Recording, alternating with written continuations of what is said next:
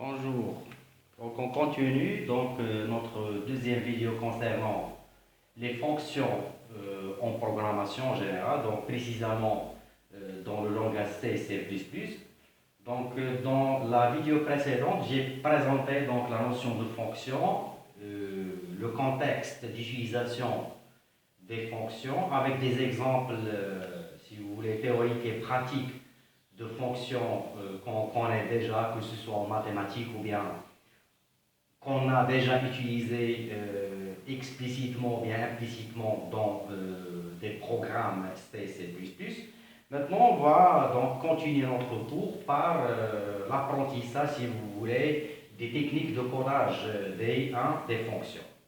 Donc, en premier lieu on souhaite souligner la déclaration, bien discuter comment peut-on déclarer une fonction. Donc, bien évidemment, on doit savoir par suite qu'une fonction, il doit être en premier lieu déclarée, codée en quelque sorte, et dans un autre cas, on peut utiliser cette fonction, bien on peut appeler par suite exploiter cette fonction. Alors, la déclaration d'une fonction dans le cadre d'un programme C, C++, Java, etc., ça doit respecter donc une certaine syntaxe.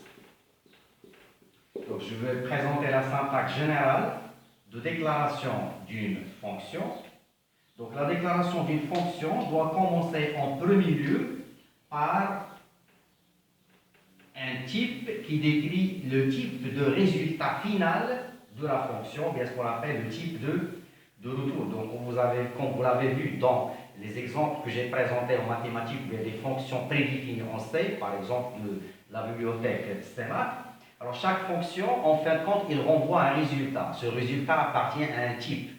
Donc, on commence en premier lieu par le type du résultat final de la fonction. Ce type de résultat peut être, peu importe, soit un type simple, c'est-à-dire qu'une fonction peut renvoyer comme résultat un entier, il peut renvoyer comme résultat par exemple un réel, il peut renvoyer comme résultat un caractère, il peut renvoyer comme résultat un booléen, c'est-à-dire une valeur logique, il peut renvoyer comme résultat une valeur de type chaîne.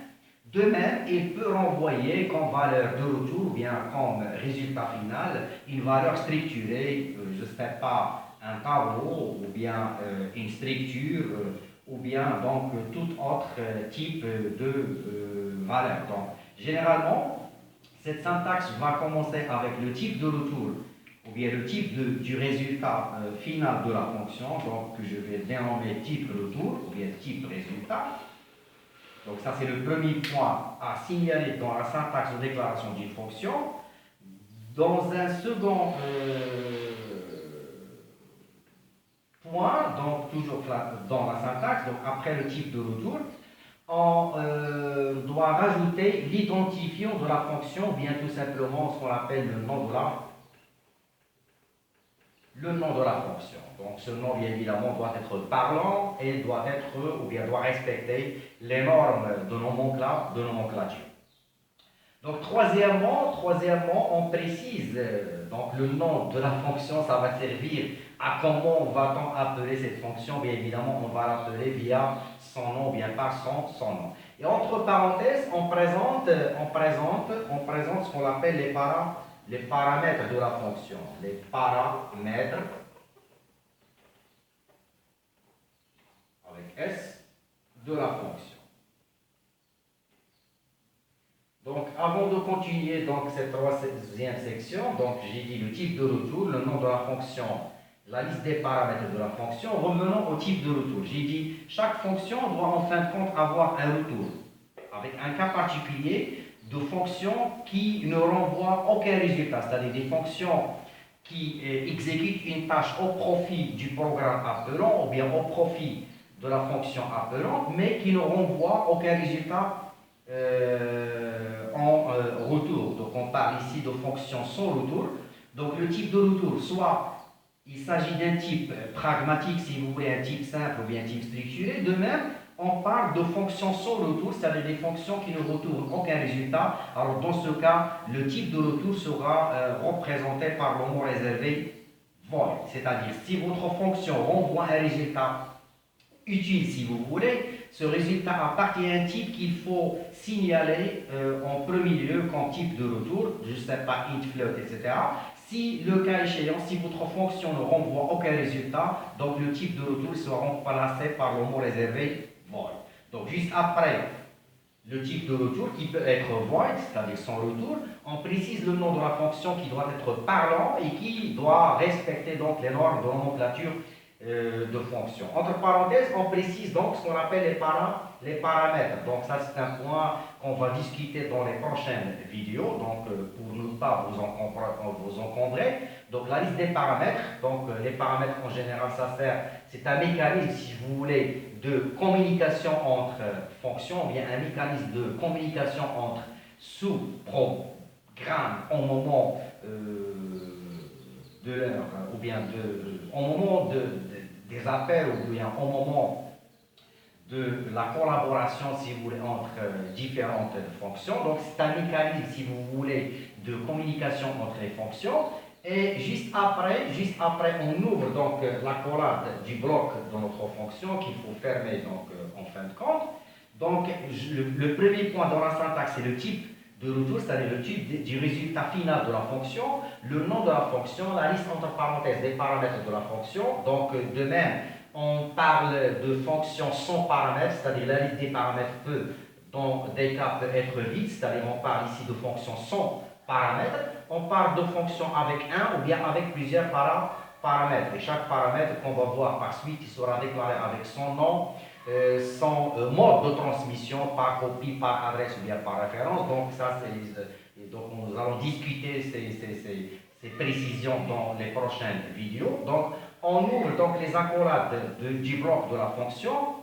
Donc le premier point c'est le type de retour, le nom de la fonction, la liste des paramètres. Quatrièmement, on discute ce qu'on appelle les variables locales, ou bien on définit ce qu'on appelle les variables locales, c'est-à-dire des variables privées, des variables qui auront une durée de vie restreinte à celle de la fonction qui les comprend, qui auront aussi une visibilité donc restreinte à la fonction qui les contraint. En contrepartie, on parle de variables globales, donc variables locales. Et troisièmement, donc le bloc d'instruction, c'est-à-dire la tâche déléguée à votre fonction qui sera représentée par un ensemble d'instructions. Cet ensemble d'instructions doit comprendre, donc s'il s'agit d'une fonction qui doit renvoyer un résultat utile en fin de compte, ce bloc d'instructions doit comprendre au moins une instruction de la forme return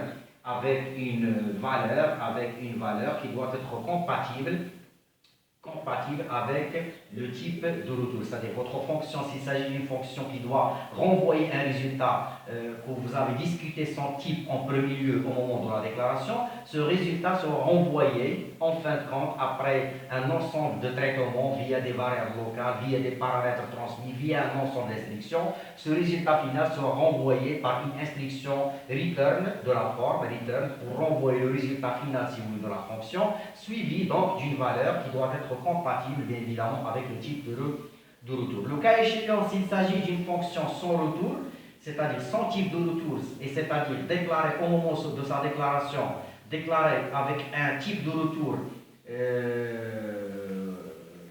void, si vous voulez, c'est-à-dire une fonction sans retour, à ce moment-là, donc, le corps de la fonction ne doit comprendre, si vous voulez, ne doit pas, si vous voulez, exploiter une instruction de la forme return suivie d'une valeur. Donc, généralement, cette instruction return suivie d'une valeur compatible, il sera utilisée dans un seul cas où votre fonction renvoie un résultat typé, si vous voulez, c'est-à-dire dans un seul cas où votre fonction renvoie effectivement un résultat. Si votre fonction est déclarée avec le mot réservé void comme type de retour, donc ça ne correspond pas à un type, mais plutôt seulement pour simuler, si vous voulez, la notion de procédure. Donc, dans le cas du langage C, C++, Java, donc on ne parle que d'un seul type, si vous voulez, de ce programme, ce sont les fonctions. En contrepartie, dans le cas du Pascal, par exemple, on distingue entre procédure et fonction. Alors, dans le langage C, pour distinguer entre fonction et procédure, donc c'est le type de retour qui fait la distinction. S'il s'agit d'un type de retour indiqué avec void, donc il s'agit d'une procédure, ou bien d'une vraie procédure si vous voulez.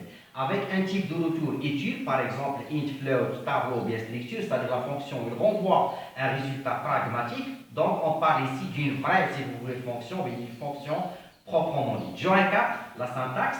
Donc la syntaxe de déclaration d'une fonction, ou bien ce qu'on appelle le prototype de la fonction, ou bien la signature de la fonction, il doit commencer avec le type de retour, donc un type quelconque, sinon void, au cas où votre fonction ne renvoie aucun résultat, suivi du nom de la fonction, donc un nom qui doit être parlant, qui doit respecter les normes de nomenclature. Entre parenthèses, éventuellement la liste des paramètres, chaque paramètre avec son nom, son type et son mode de transmission. Le cas échéant, donc on laisse cette liste vide s'il s'agit d'une fonction sans paramètres. Quatrièmement, les variables locales, éventuellement aussi, donc parfois on peut discuter des fonctions sans variables locales. Cinquièmement, le bloc d'instruction, c'est-à-dire c'est là où on doit définir la tâche qui sera déléguée à notre fonction. Et en fin de compte, une instruction qui peut être dupliquée, une instruction qui renvoie le résultat final s'il s'agit d'une fonction avec un type de retour, comme je l'ai dit, pragmatique. Donc je continue dans la troisième vidéo, Inch'Allah.